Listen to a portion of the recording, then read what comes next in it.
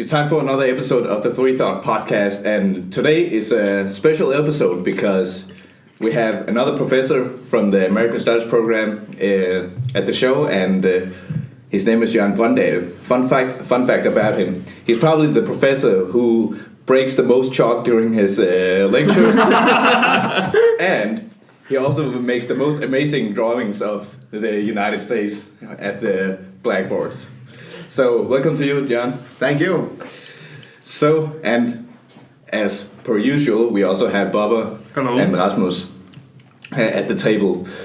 Today we're going to talk about the Mueller report, and just to be more precise, it's actually the investigation of Trump's alleged interactions with Russia going into the election of the 2016 elections.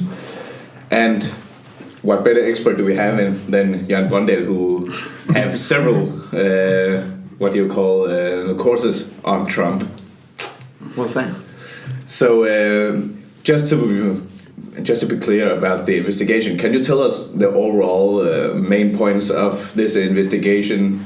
Yeah, I can try at least. So I put it like this. Back in the days of the early, in the transition period and in the early days of the Trump administration, back in early 2017, it became clear that the American intelligence services, this was even before Trump became president, this was early January 2017 as far as I recall, the American intelligence services, they basically seemed to agree on 2 points. One, that Russians had participated in an attempt to misinform the American public during the campaign by spreading all sorts of fake news, or false news at least, over the social media. And 2, Russian operatives had hacked the email accounts of a number of leading politicians, actually both Republicans and Democrats, but some of the Democrats had their email accounts and their emails leaked during the actual 2016 campaign. So we know the Russians attempted to influence the election campaign of 16. The big question that remains is, was there any kind of cooperation, any kind of collusion between the Russians on the one hand and the Trump campaign on the other hand? And that was what the special counsel was supposed to investigate. That was what Robert Mueller was asked to look into. And his investigation began on May 17th, 2017, 8 days after the FBI director James Comey had been fired by President Trump. And thus, 8 days later, the Deputy Attorney General Rod Rosenstein appointed Robert Mueller as a special counsel to look into any kind of cooperation between the Russians and American operatives affiliated with Trump. And since then, the investigation has been going on until March 22nd this year, when Robert Mueller finally could submit his report to the Attorney General, William Barr. But the thing about the Mueller report is we do not know a whole lot about it. Some of the things have, of course, been leaked to the media, but what I gather is only about a 4-page summary of what is in the report, and I believe someone are talking about this being around almost 400 pages long. Yeah.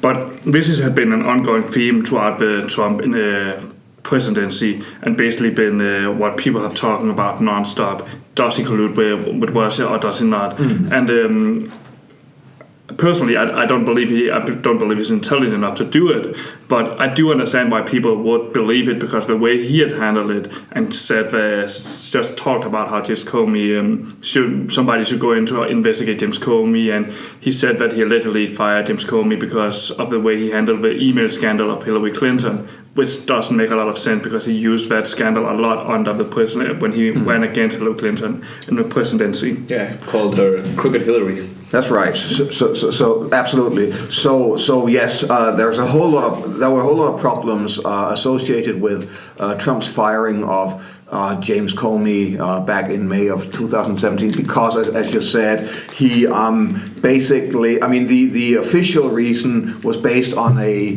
letter that Rod Rosenstein wrote, in which he criticized Comey exactly for the handling of the whole email affair as far as Hillary Clinton's concerned, but where Trump himself on May 11th, 2017 was interviewed on NBC by Lester Holt, and there began to talk about this Russia thing, and thus seemed to be contradicting what Rod Rosenstein had suggested. And this also added to a layer of confusion. Before that also, it turns out, at least according to James Comey, who wrote a book about his life and also about the few days with Trump. According to James Comey, Trump was attempting to get Comey to promise his loyalty. And also to go easy on Mike Flynn, the national security advisor, who already on February 13th, less than a month into Trump's presidency, had to resign because of his contacts with Russians. And here Trump attempted to make the FBI director go easy on Flynn, and Comey refused to do anything like that.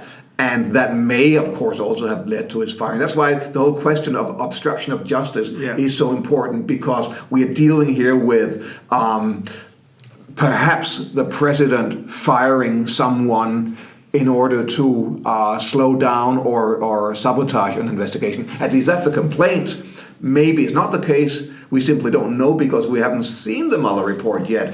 What we know from the Mueller report is very, very limited. William Barr sent out this, the Attorney General, William Barr, who, by the way, is known for having a very sort of critical view of the whole obstruction of justice matter as far as the Mueller investigation is concerned, and who also has a very expansive view of executive power. He sent out this 4-page letter in which he quoted, I think, the Mueller report twice. The one thing was about that the conclusion from the Mueller report was that the Trump campaign did not conspire or coordinate with the Russian government. That was one conclusion. The other main point, according to Barr, was that the Mueller report, and here I can quote, does not conclude that the president committed a crime, but it also does not exonerate him. Yeah, and that's the big problem now. So on the one hand, apparently the Mueller report does not exonerate Trump, and we're dealing here with the obstruction matter.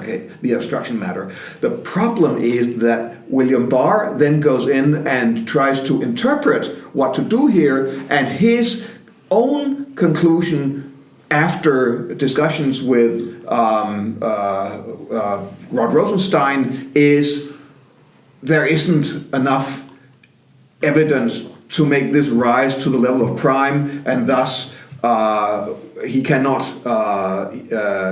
There isn't enough to conclude that Trump obstructed justice, even though that's not what Mueller really says. So therefore, everyone's really waiting. Why don't we just get the full report, or these substantial parts of this report, especially because we know now that members of the Mueller team have told various newspapers that actually the Mueller team prepared various summaries. Why don't we just get those summaries? Those summaries would be redacted, sort of to not by some mistake reveal classified material. But we haven't seen those summaries yet, and thus can only rely on William Barr's interpretation. And even William Barr has sort of been himself backpedaling a bit, because originally it seemed as if that this was his summary, this 4-page thing. Then later on he backtracked and sent out another letter where he sort of tried to insist this isn't actually a summary. And at the same time we're hearing people from the Mueller team complain that actually there are things in the report that are more disturbing than what Barr seems to indicate. And that's the entire problem, because there's a lot of people on the Mueller team who are not happy with the Mueller report, because paints this picture that he's sort of exonerated, that he's innocent, even though it doesn't say that at all. So we sort of back at square one before the investigation. Did he do it? Did he not do it? There's still not enough evidence. No. So this entire Trump-Russia scandal is not going away anytime soon. No, it's not. But let me still just say, I mean, if it's correct what Barr is saying, that actually there was no type of conspiring, no coordination between the Trump campaign and the Russians, then that is a very important conclusion in and of itself, and something that truly does, to some extent, I think, exonerate Trump, because that was the big question. Was there collusion? And if there was no collusion, if there was no conspiring, no coordination with the Russians, then it might be that Trump has been so nervous that he's tried to cheat and cover up stuff without really having, even though there wasn't a crime behind it all. And the question is, do you really want to nail a president on obstruction of justice if there is no crime behind the obstruction? You might add then that, well, wasn't that what happened with Bill Clinton when he was impeached? I mean, well, okay, he was nailed for lying about his sex life, but there wasn't this whitewater crime that originally, at least, was what the independent counsel in those days was looking for. So this is basically going to be a question up to Congress of how we're going to proceed, and I believe Nancy Pelosi has said that she's not going to try to pursue impeachment of Donald Trump. So it has become a clearly political issue instead of a criminal issue. Well, at least the moment that it moves to Congress, then it per definition also is a political issue, and of course Trump has tried to portray this whole thing as a political issue from day one, calling it a witch hunt and things like that, and talking about no collusion. But at least one might say that there are many other investigations into Trump that are going on right now, and some of them are also going on in various committees in the House of Representatives, and also in the Senate, actually, in the Senate Intelligence Committee. But the Mueller report, the Mueller investigation, was the one that seemed in many ways perhaps the one that people would be able to trust the most, because Mueller had very fine credentials as a former efficient FBI director and not very involved in politics, even though formally speaking he's been a Republican, registered as a Republican. But many of the other investigations are much more politicized and thus don't have the same level of trustworthiness that many people attach to the Mueller investigation. So therefore, I do think that even though we are discussing obstruction of justice, and that is an issue, I do think that the main point here is that Trump can breathe easier now, because it would seem, at least, that there is no evidence of actual collusion, and thus the main conclusion of the Mueller report would seem to indicate that Trump didn't do anything rising to the level of crime as far as contacts with the Russians are concerned. Yeah, exactly. I believe that in some ways that Trump is a lot. He doesn't feel as insecure anymore, or insecure, but at the same time, he still lags out about this from time to time.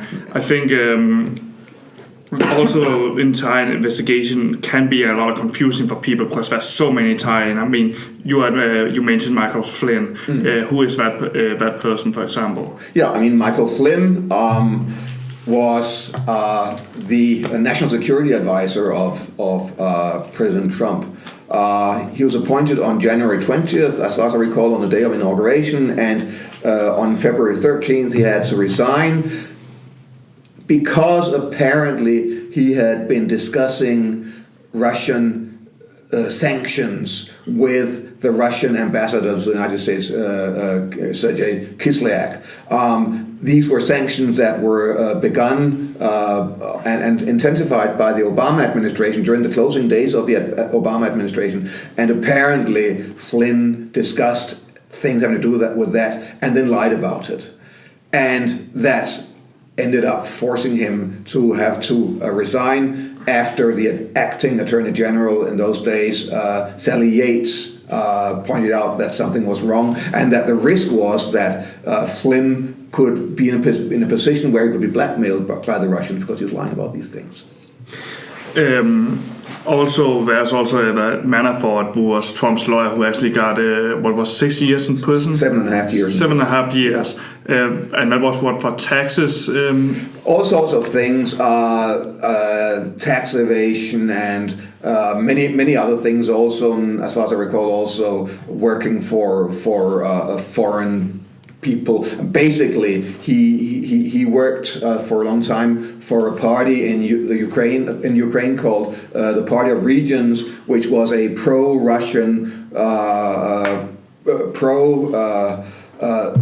there was a Ukrainian president, Viktor Yanukovych, who was sort of a pro-Russian president, and Manafort did a lot of work for him. The main thing here to note is that Manafort was convicted for crimes predating the Trump campaign. But what makes Manafort interesting, of course, is that he was the campaign manager for Trump for 61 days during the summer of 2016. During those days also, when the Republican Party held its national convention and actually changed its platform on support for Ukraine against Russian aggression in a way that mildened the platform, and that at least made some people wonder what was going on. Also, he was known, Manafort, for having connections with a Russian oligarch called Oleg Deripaska, and one of his close associates in Russia was a guy called Konstantin Kilimnik, who apparently is attached or has been attached to the Russian secret military intelligence service, GRU. So in that sense, even though Manafort was convicted for various crimes predating his Trump connection, he was very, very interesting. Also, he worked for free, even though he was heavily indebted. He worked for free for Trump, and he offered to give Oleg Deripaska various types of updates on how things were going inside the Trump campaign.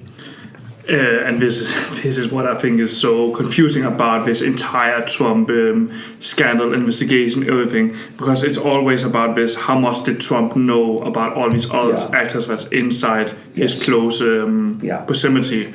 I mean, there's also the entire thing with his son, Donald Trump Jr., who met with a Russian ambassador or spy? She was a lawyer, Natalia Veselnitskaya, absolutely. And that's the question. That's where we begin to ask, did the president know something? Because a very important meeting took place on June 9th, 2016 in Trump Tower, where Donald Jr. was present, Paul Manafort was present, Jared Kushner, the son-in-law of the president, was present, and they were discussing various items with Natalia Veselnitskaya and two other Russians.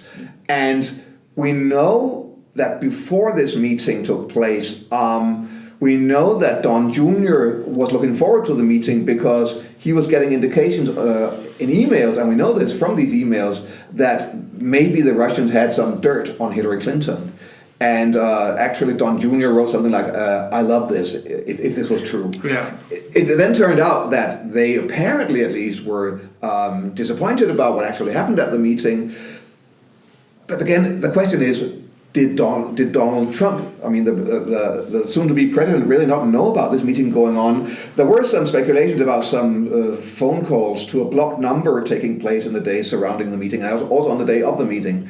But apparently it wasn't Donald Trump's phone number, this blocked number, even though there were speculations about that. But again, I mean, his son-in-law participating in a meeting about dirt on Hillary Clinton, apparently, it seems almost inconceivable that Donald Trump knew nothing. But again, we simply can't answer that question. What we do know is that later on there was an attempt to cover up what happened at that meeting, and where Don Jr. sent out, I think it was Don Jr., sent out a statement that was false about what had happened at the meeting. And apparently that statement was actually written, or at least dictated, by the president. This was in the summer of 2017 that this came out, when Donald Trump was on his way back from Germany, from a meeting in Germany, and on board the plane, as I recall, he dictated, it seems, an inaccurate statement about the meeting.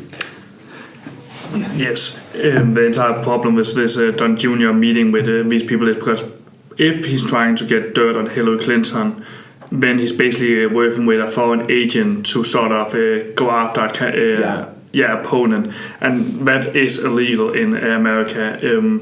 And that's exactly the entire point, that it's almost always people around Trump. I mean, it is his son. It's hard to imagine that he did not know about this in any form. So there is this problem that there's a lot of people around Trump in all these cases who is close to him. But the question is always, did the president know? Because if the president did know, you can't really go after him. No. And again, so you attend a meeting in Trump Tower, and the Russians promise to come with various types of information, but maybe they don't. And therefore, no crime is committed from the Americans' side. There have also been there's also been other types of speculation going on. I mean, also about how on the day that there was a famous day, a terrible day for the Trump campaign, October 7th, 2016. That was a day that the so-called this Access Hollywood tape was released. Where you hear Trump talking about how he goes after women and talks about grabbing them by their beep. And basically on the same day, as far as I recall, on the same day, just like about an hour after this, WikiLeaks releases all sorts of stuff about DNC chairman, Democratic National Committee chairman, John Podesta.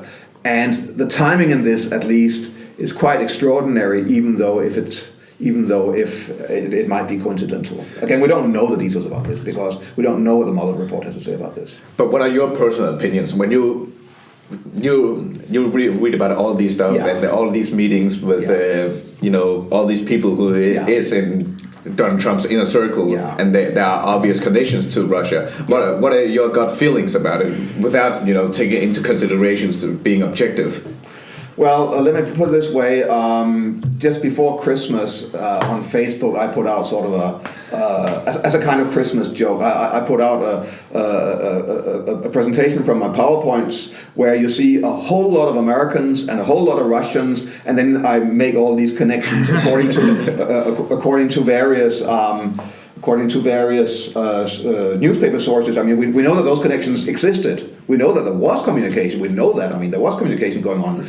But then I also made the disclaimer in connection with this Christmas joke that a connection isn't the same as I mean, having a connection doesn't necessarily establish causality. So therefore, you can't conclude that because there are connections, there's also collusion going on.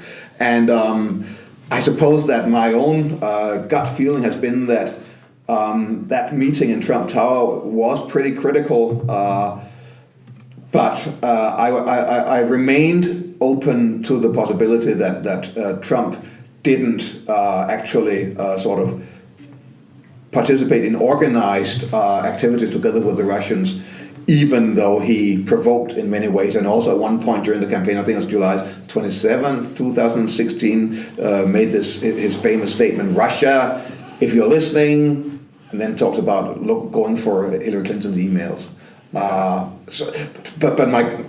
don't think that I ever thought that this was a case of active cooperation between the Russians and the Trump campaign. At least if there was cooperation, then I thought that the June 9th meeting in Trump Tower would be the smoking gun. But since that doesn't seem to be the case, well, I never was sort of sure that there was collusion going on, but I was open to the possibility. And that's also the entire problem with this entire collusion is, if there was collusion, Trump has to have promised there wasn't something. And even though he's been criticized a lot, especially by some of the more left-leaning media for being soft on Russia. Yeah. Another interesting aspect is the Attorney General Jeff Sessions that Trump has, of course, appointed Attorney General.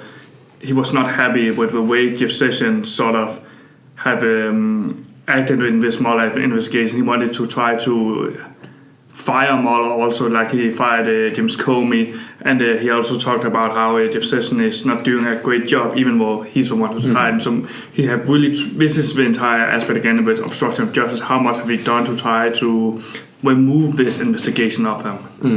Well, what happened as far as Jeff Sessions is concerned is that it turned out that when the Senate confirmation hearings for Jeff Sessions were ongoing back in the early days of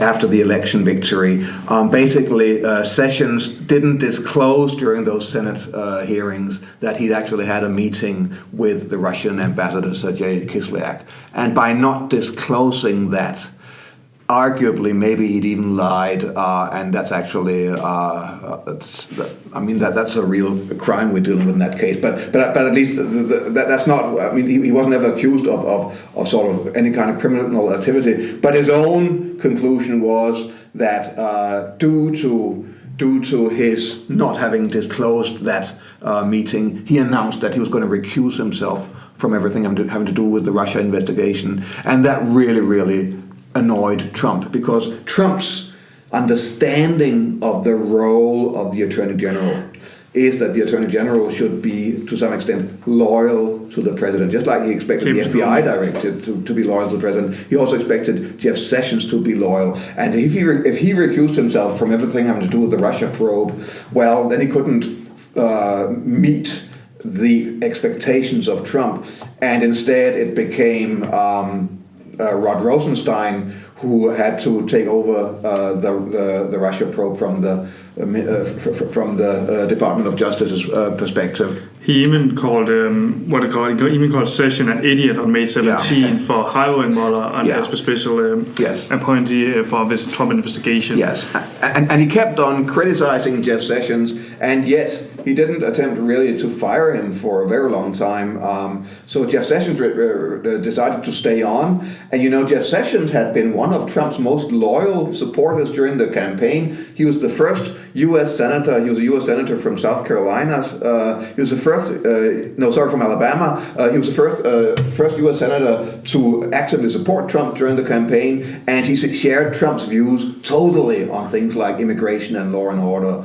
So the way in which Trump distanced himself from Jeff Sessions was quite remarkable, because politically they were so close to each other, and yet Trump again had this understanding or this expectation that the Attorney General should be loyal, not realizing that attempts have been made to have the Department of Justice be fairly independent of the presidency, despite their both being part of the executive branch of government. I mean, Jeff Sessions is an extremely interesting character in American politics. He was also one time, as he had said, that he used to like the Klan, talking about the Ku Klux Klan, until he found out that they smoked weed. That's true. Yeah. But again, we have to be careful here, because we're dealing with a guy from Alabama. Yeah, of course. Jeff Sessions is from Alabama, and his name is Jefferson Beauregard Sessions. Jefferson, not after Thomas Jefferson, but after Jefferson Davis, the president of the Confederacy. Beauregard, a famous general of the Confederacy. So but he can't help what his name is anyway. But he was considered a very conservative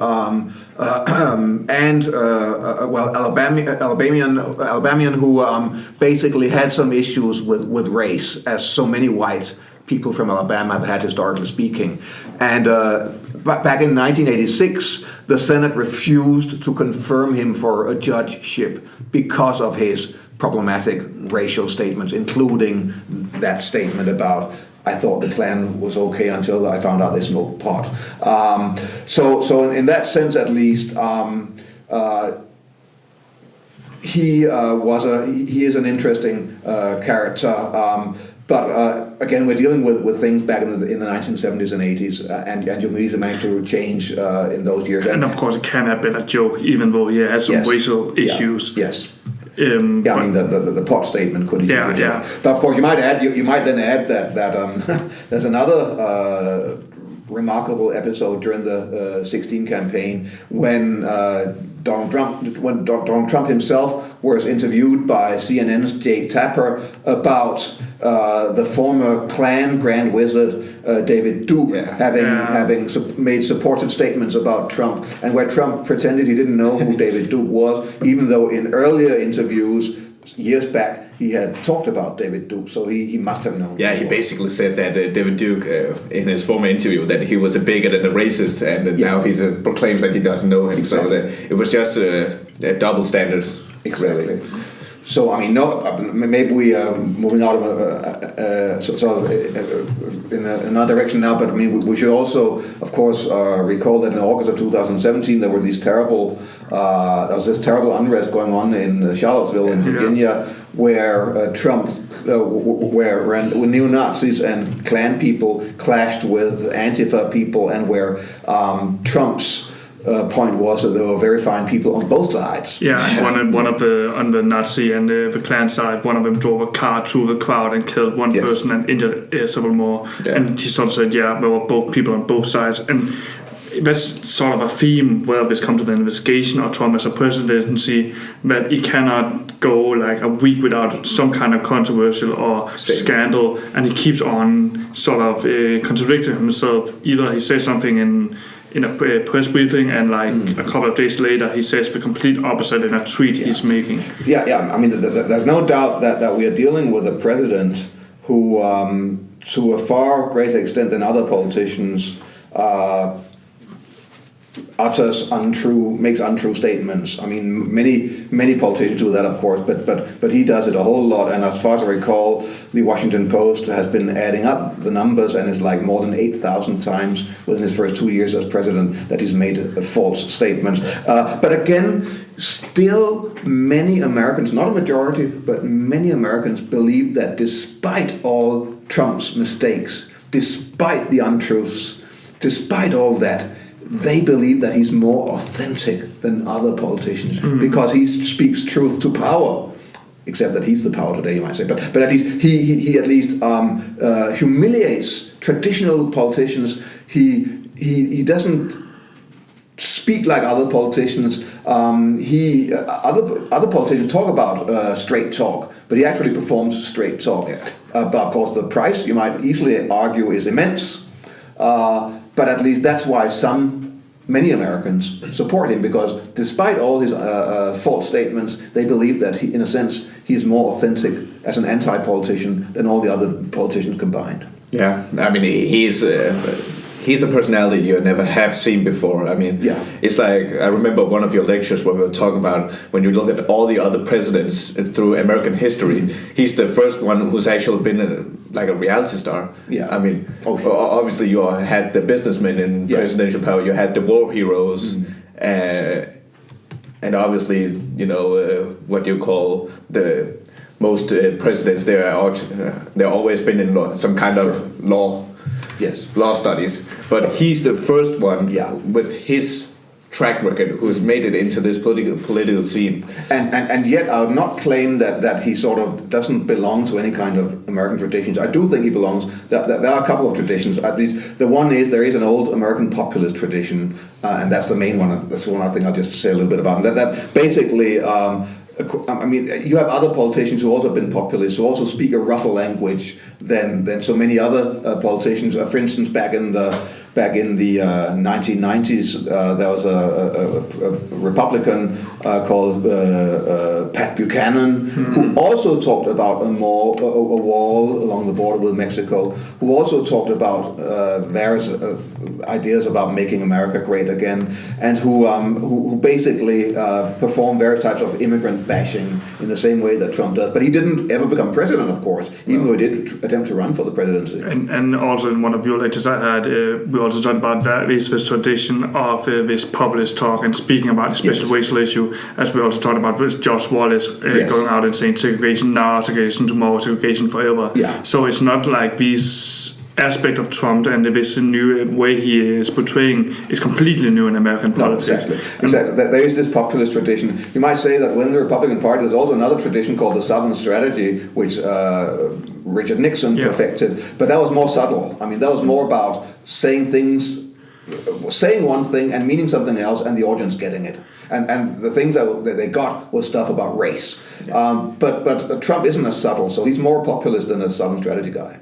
Well, yeah. The thing I take from this report is the flaws in the American political system, where the president's relationship with the FBI, where, as you said it yourself, is they're both under the executive branch. Yeah. And what I feel somehow skeptical when I think about the obstruction of justice, where Trump fires Comey, and were obviously skeptical when they hired Mueller instead. Somehow I feel that the relationship between the president and the FBI, he shouldn't have so much, influence on these kind of matters. What are your thoughts on that? Oh yeah, I would agree that in an ideal world you shouldn't have as strong a connection between the president and the attorney general and the president and the FBI director. Absolutely. But if we look at American history before Nixon, if we go back to the 1960s, if we go back to 1961, the president was John F. Kennedy. The Attorney General was Robert F. Kennedy. Yeah. So, I mean, we've seen these connections before. It's not as if that's totally new, but attempts have been made to make the Department of Justice more independent, and also to make the FBI, on the other hand, less of a rogue institution than it was during the very many years when J. Edgar Hoover was the director, and when he collected dirt on everyone, all politicians and whatnot. I mean, and he was director from 1924 until 1972. That's like almost half a century. Well, but so on the one hand, you shouldn't have a too close connection, but we've seen that connection established on earlier occasions in American history, even though, at least as far as the Attorney General is concerned, if not as far as the FBI Director is concerned. And speaking about Nixon, I think he's an interesting case in entire this aspect about the Trump because there's this question about impeachment. Will Trump be impeached? And Nixon was never officially impeached because we signed, I believe, isn't the only president who was impeached Clinton? No, also Andrew Johnson. Oh, and also Andrew Johnson. Yeah.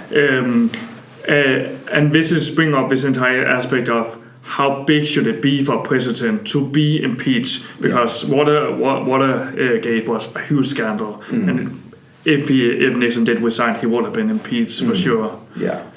So that's a good question. There's also been speculation as to whether Mueller might actually attempt to indict the president, where the general understanding was that the Department of Justice and people affiliated with that, according to some Department of Justice guidelines, wouldn't want to indict a president. But the question of impeachment, of course, is about whether some kind of high crime and misdemeanor, as the Constitution has it, necessitates an impeachment trial. And at least judging by history, impeachment is a mix of legal arguments and politics. Yeah. Because if we, so there were two impeachment cases. There was the Andrew Johnson case back in 1868, which was a political case where so-called radical Republicans were angry with the sort of conservative, democratic-leaning President Andrew Johnson, who became president when Lincoln was assassinated in 1865. But the Clinton case was also in many. I mean, there was a legal basis for it because Clinton committed perjury. He lied under oath, and he was also accused of obstruction of justice in that case. But the way that people voted, I mean, so an impeachment trial basically consists of two phases. The House of Representatives votes for impeachment with simple majority, and so the House voted for impeaching Clinton.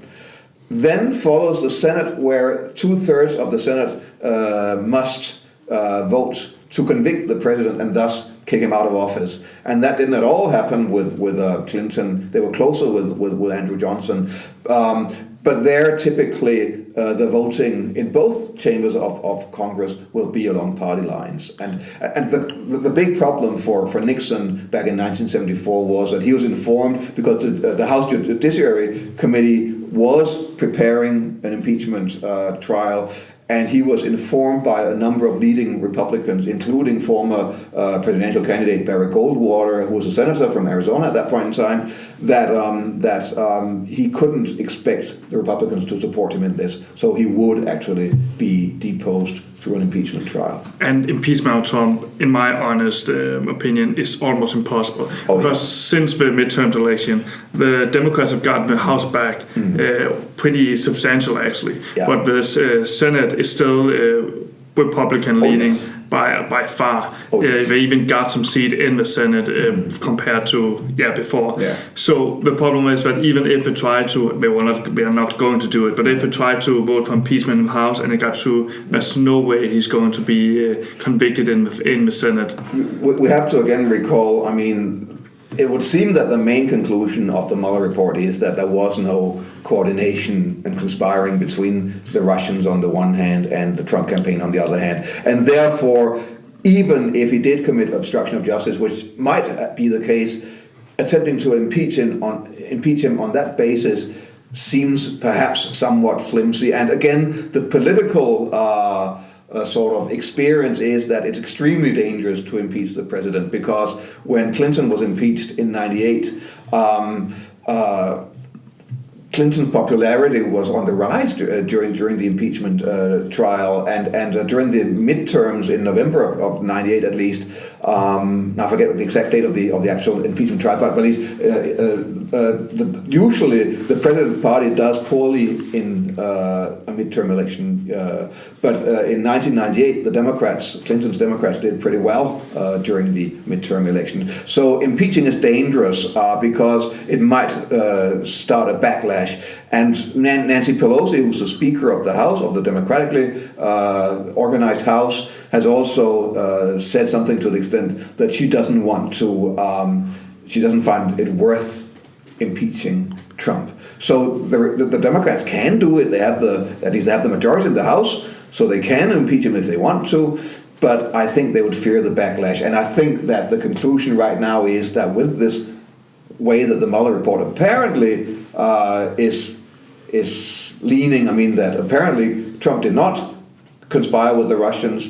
On that background, impeaching him might have a significant political cost for the Democrats. Exactly. I think you can even make some parallels with Bill Clinton, because there's this idea that they have to impeach him on obstruction of justice. But the thing is, if he's innocent, is it worth impeaching him for something that he didn't do just because he tried to remove the investigation, if you will? And at the same time, it's kind of the same with Bill Clinton. He got impeached for basically having sex with an intern.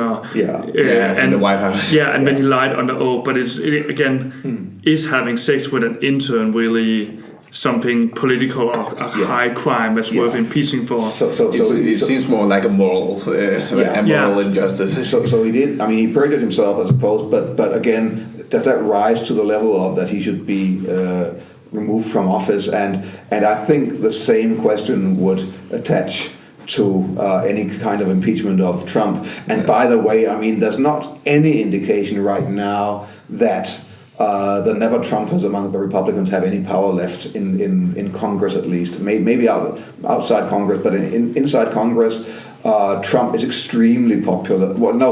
Outside Congress, Trump is extremely popular with his party, with approval ratings in the 80s and sometimes into the 90s.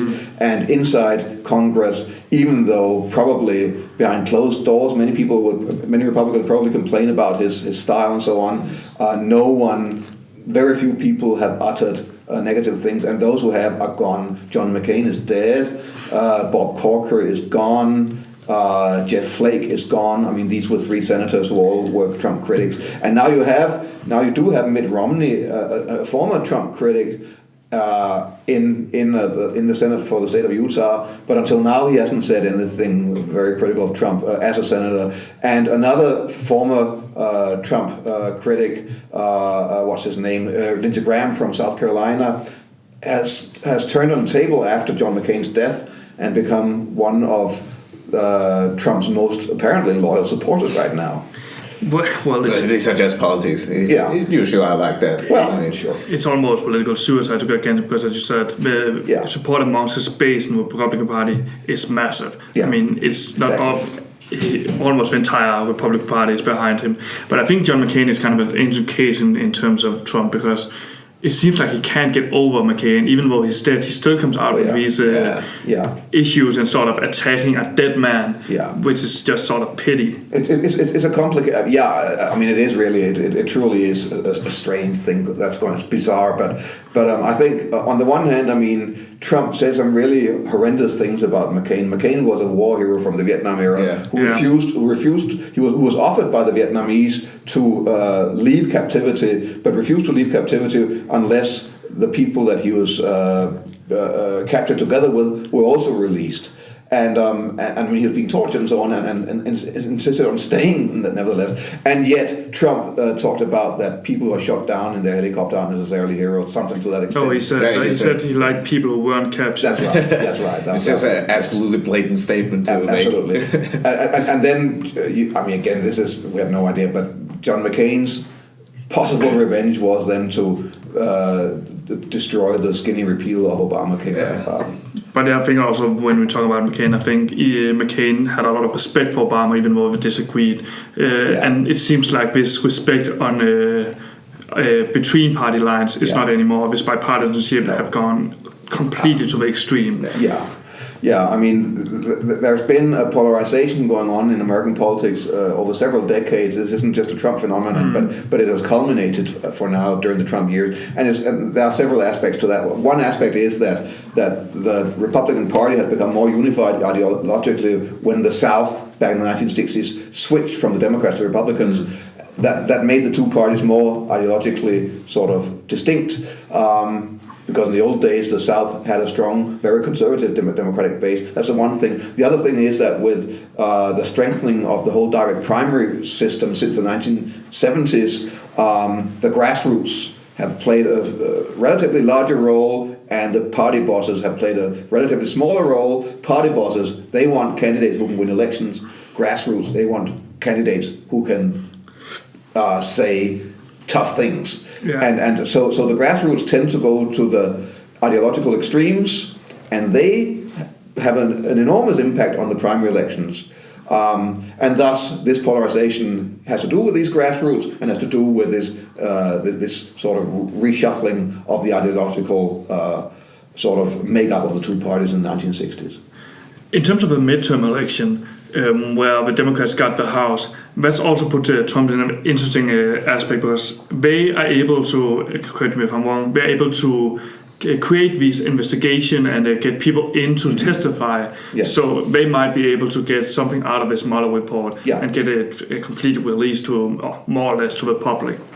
I mean, that's at least what they're hoping for. The House Judiciary Committee under Gerald Nadler, Nadler is the Intelligence Committee, the Judiciary Committee, they've given Nadler the ability to subpoena for the report. I don't know whether he's actually done it yet, but at least he's got the option now, and he might very well do that. And also there's the House Intelligence Committee under Adam Schiff, where Adam Schiff has been criticized a lot for his view of collusion, because he insists there was collusion even today. He just says that Mueller must have concluded that collusion didn't rise to the level of criminal activity. But I mean, those committees, they will continue and they'll apply pressure to get the report out. And we shouldn't either forget that in connection with the Clinton Monica Lewinsky Canastar report back in 1998, that was released, and actually, but the rules were different in those days, and that went directly to Congress. And when things go directly to Congress, then things are going to leak immediately. But actually, that was released. but the circumstances are different. And in those days, it was a so-called independent counsel. Today, it's a special counsel, Robert Mueller, and the rules have been changed so that the Attorney General's role is much larger. But the pressure on him to release is huge.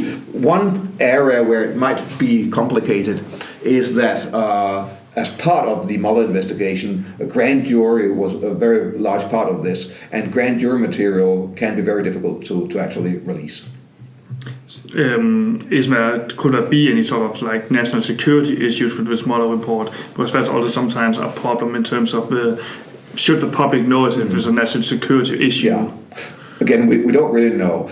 What we do know is that the executive branch, they can claim executive privilege, which basically means that the executive branch should have a right to perform its work without the other two branches, the judicial and the legislative, interfering with what's going on. And there must be a limit to how much the legislative branch can actually get to know about what's going on inside the executive branch. And if we're dealing with issues of national security, then you can claim executive privilege.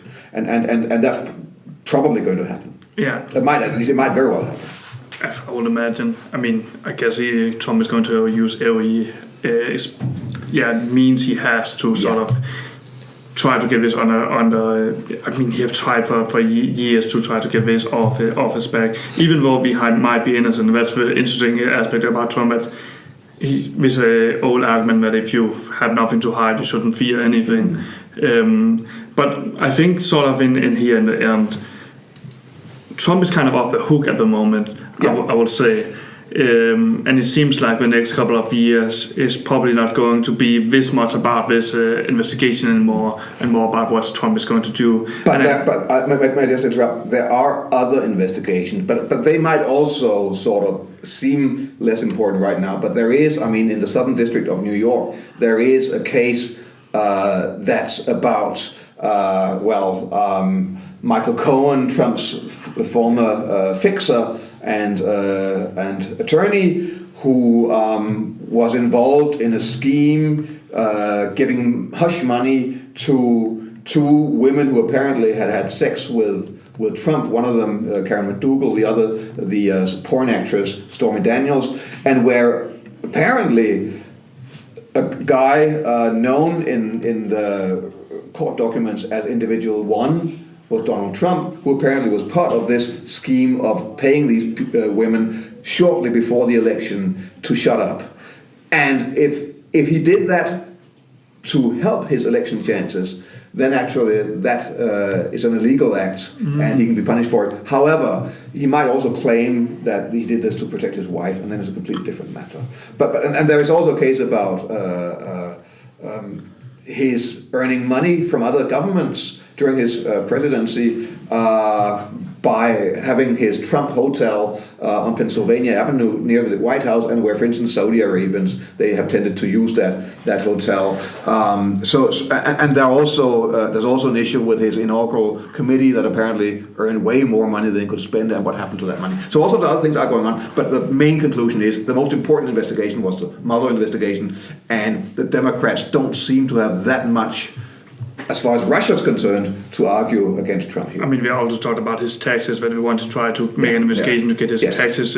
That's happening right now also. To get them released. Because normally it's a normal procedure. You don't have to, as Trump didn't, to release your taxes when you're running for president. But Trump absolutely refused to do so.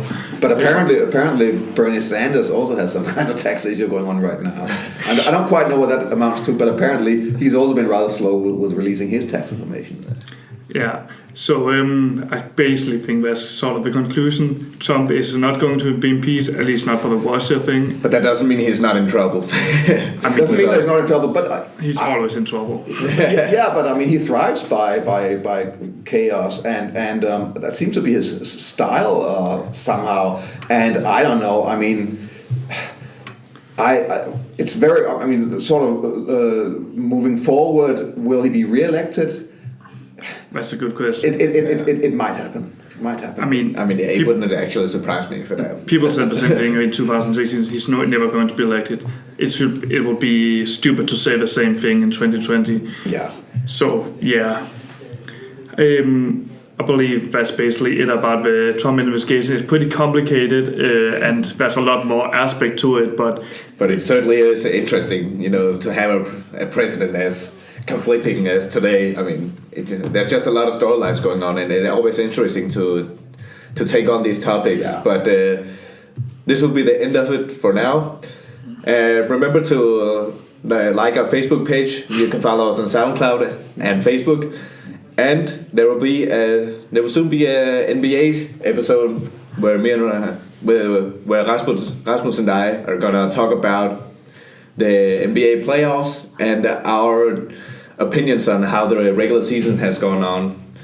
And next time on a regular show, we are gonna have Thomas Bjerre in for another episode. Yeah, to talk about the Iraq War, and basically to talk about how people getting back sort of this trauma, how they are going to live this, and how the government are either dealing with these people coming back from war or not in some certain aspect. So that's also going to be interesting. So yeah, another couple of interesting episodes for you.